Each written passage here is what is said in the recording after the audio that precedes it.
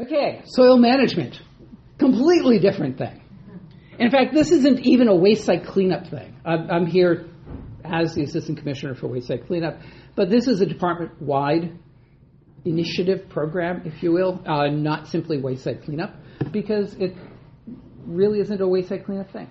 But this time last year, do you remember? This is the cover slide. Last year, we were struggling with how one deals with managing soil, not just soil coming from 21E sites. In this, we call this the wheel of soil, and this really represents the entire universe of soil. On the left-hand side, the left hemisphere is soil from 21E sites, from hazardous waste sites. That's my part of the universe. And I was actually pretty happy last year because we knew pretty much what to do with these soils. If they were coming from a 21E site, we had processes, we had rules, we have tracking and all that. So yeah, we had a good handle on that. What we were struggling with as a department was the question of what happens to soils that look a lot like these soils, but they're not coming from a 21E site. We had put out a policy, a similar soils policy under 21E. So soils coming from a 21E site could be moved to locations where basically, let me start down at the red, because this is the important part, the important point to make,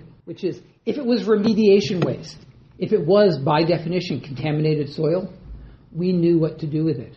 We sent it for disposal, we sent it for treatment, we got it out of there, or we capped it in place. But we knew we had rules about what to do with contaminated soil. And one of the points when you look at this is that the white area and the green area is by definition uncontaminated soil, not contaminated soil. They may have low levels, measurable levels of oil or hazardous material.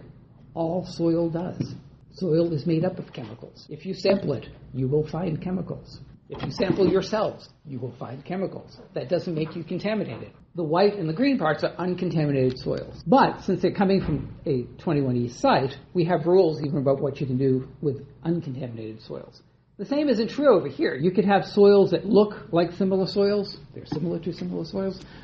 But there are no rules about what you can do with it. You can actually have soil that looks like contaminated soil, but because it's not coming from a 21E site, and why you would have that situation is long and complicated, and I talked about it last year, and it's online, you can go back and review it, but there aren't any rules. So we were struggling with that. The real question was, if you take out the contaminated soil part and say, okay, whatever we talk about from now on is not going to include contaminated soil, period. No ifs, ands, or buts about it, okay? Keep that in mind. Any soil I talk about from now on is only uncontaminated soil. It looks essentially like background or slightly above background, but it's not remediation waste. It's not hazardous waste. It's not contaminated. The question is, well, what do we do with that, all of that soil? Where can that go?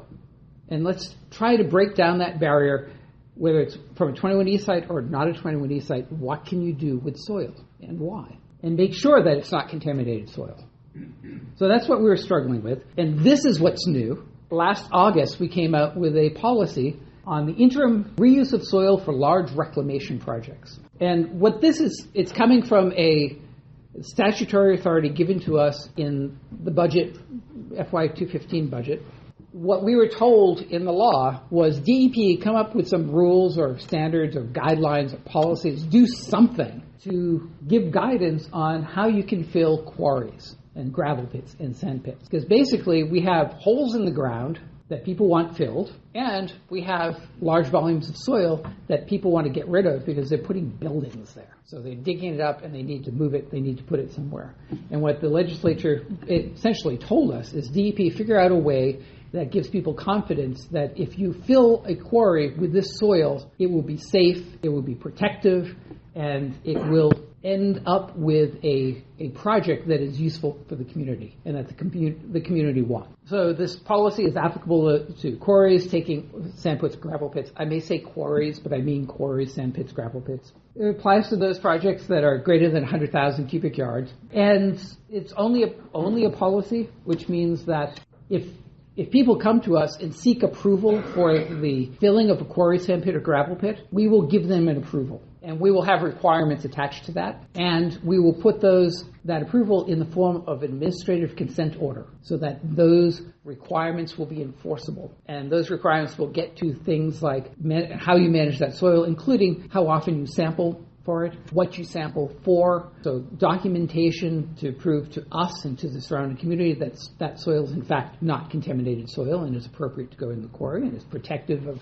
the people living around it and the groundwater underneath it and anything else that you might be concerned about.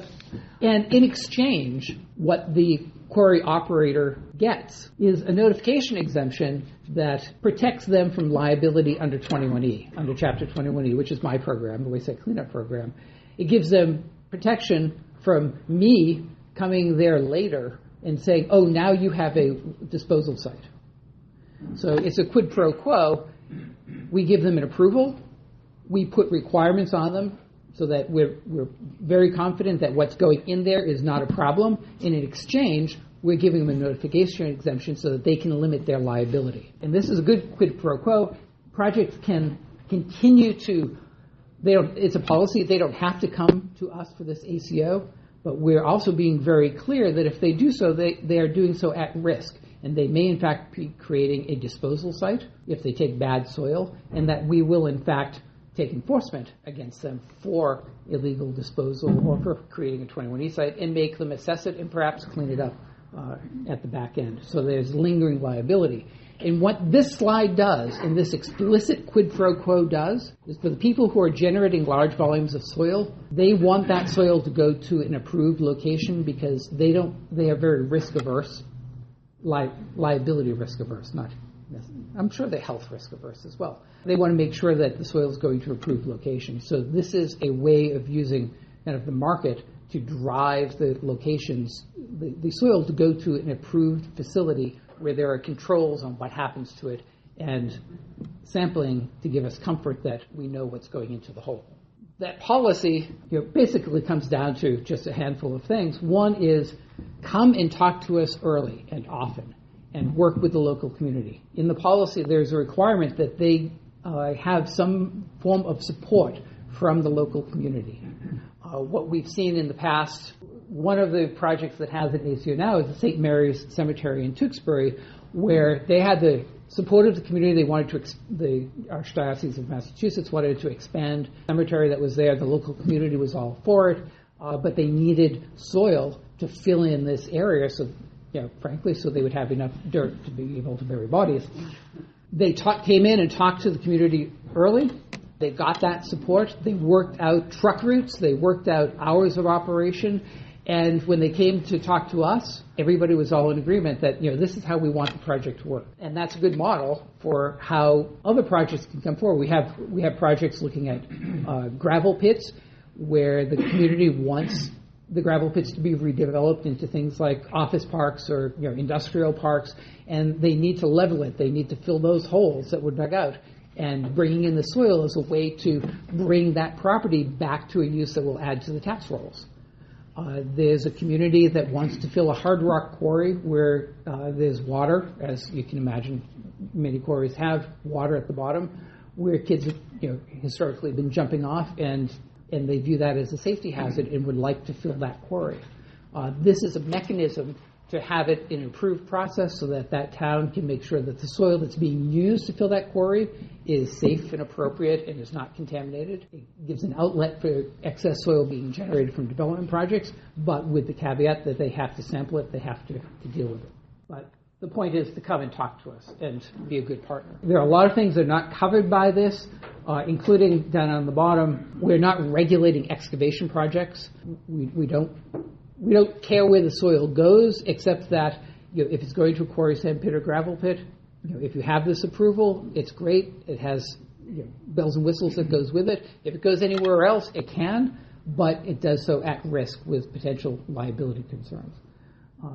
And it's not regulating disposal projects. If you have contaminated soil, then it can't go to these quarries, sand pits, or gravel pits. We are not signing ACOs agreements that will create disposal sites.